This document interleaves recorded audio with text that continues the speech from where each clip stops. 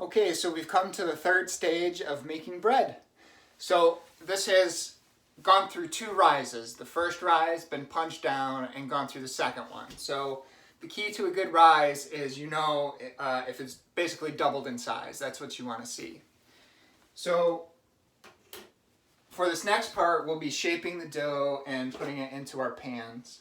The first thing I do is obviously get the dough out of the bowl, and I try not to manipulate it too much and knock the air out of it too much so I don't punch it down again.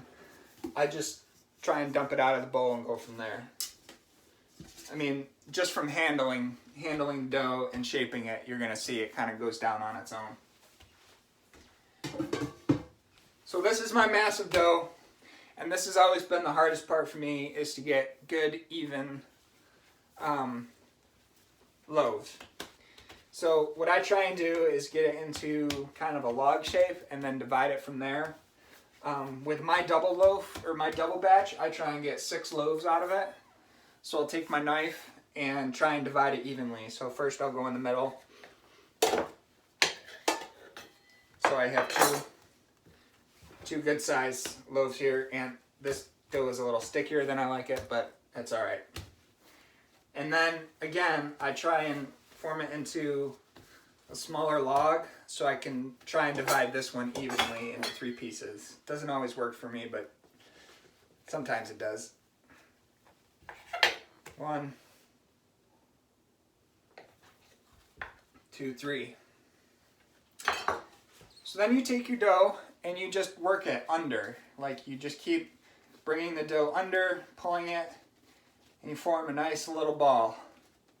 See, it's kind of pinched in the middle there from bringing it in. And then I set that aside. I do that for each 3 of my quote-unquote loaves. Now I can already tell these first 2 that I've made are not equal by weight. If you really want to, you can get a kitchen scale and nip off a little here, nip off a little there, and get it right. But honestly, I don't take the time to do it. That's why some of my bread is big, some of it's not. As long as they're close, I think you should be fine. So I'll take my second log, divide it into 3.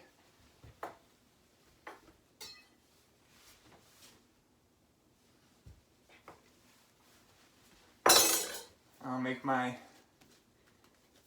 dough balls, my loaves, whatever you want to call them.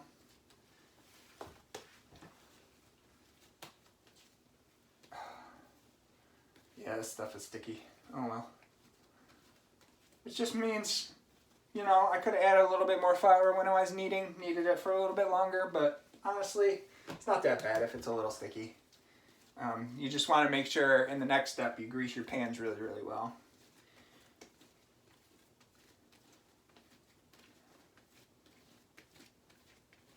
Alright, so there I go. So you can just set these aside, and then you take your pans. And I always form my loaves and then grease my pans. It gives them just a little bit, 5 minutes to kind of settle after you manipulate them. It's not a bad thing. So then again, I use Crisco to grease my pans. I just take some wax paper, put some Crisco in there, make sure I rub all the surfaces really well with Crisco.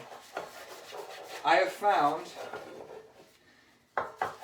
that out of all the products you can use to grease your pans, Crisco works the best for when your bread is done baking, having it come out nice and easy from the pans, and creates a nice crust on the bread.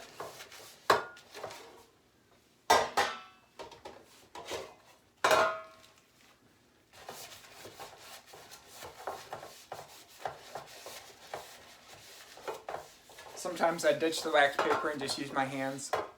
Whatever you want to do. It's up to you.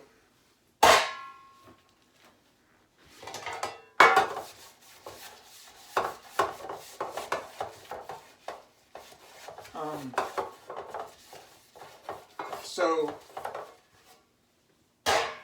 depending on what size of the loaf you want, with a single recipe, you can either use 2 pans or 3 pans.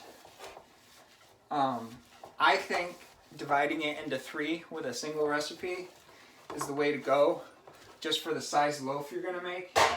I think it lends itself really well to like a sandwich bread. Just, you know, the size of the pieces of bread you're going to be using to make your sandwiches and whatnot. When I first started doubling the recipe, I actually first started with making 5 loaves instead of 6, and they came out just a little too big for me. So I split it into 6 and it worked perfectly. Anyway, alright, so now I have it all greased. So to kind of shape your loaf, you're going to take your dough, and with the bottom side, the seam side, up, you're going to place it in the pan, and then pat it down with the back of your hand, and kind of spread it out in the pan. Then you're going to turn it out, and flip it over, and put it back in the pan, and press it down again. And this kind of forms it into the loaf pan, right? Then you set it aside. I'm going to set it over there for now while I do the other ones. So, with the seam up, put it in the pan, kind of press it in, flip it out, turn it over, and put it back in and press it down.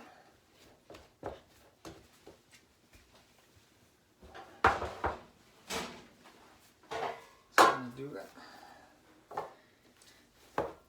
And this is the point where it becomes really obvious whether you've divided your dough out into equal spots, just how much each one fills the pan. You can really tell sometimes. Like, this one is definitely smaller than the last one I did. But hey, you know, keeps life interesting, right?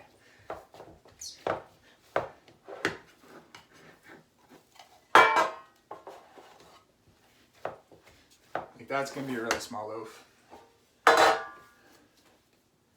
And that's always been the thing with my baking, is like consistency between what I'm making.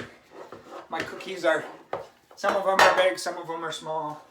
My loaves of bread, some of them are big, some of them are small.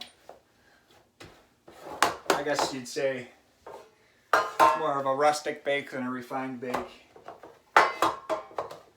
The judges on Great British Baking Show would have a field day knocking me for consistency. But you know what? I don't care. Because this is the way I like to do it. If you're more of a perfectionist, then by all means, weigh out your dough. Get each one exactly the way you want it. So now that I have them all shaped, I'm going to set them all together here. And I'm going to cover them again and let them rise for 20 to 30 minutes. And during that rise time, I like to preheat the oven. So I'll let them rise for probably 20 minutes, and then I'll preheat the oven to 350 and let the oven heat up while they're rising. That way, when the rise is done, the oven is bang on, ready to go. And I'll see you back when that set's done. So short video this time, and we'll see you back in about 20-30 minutes. Thanks. Bye.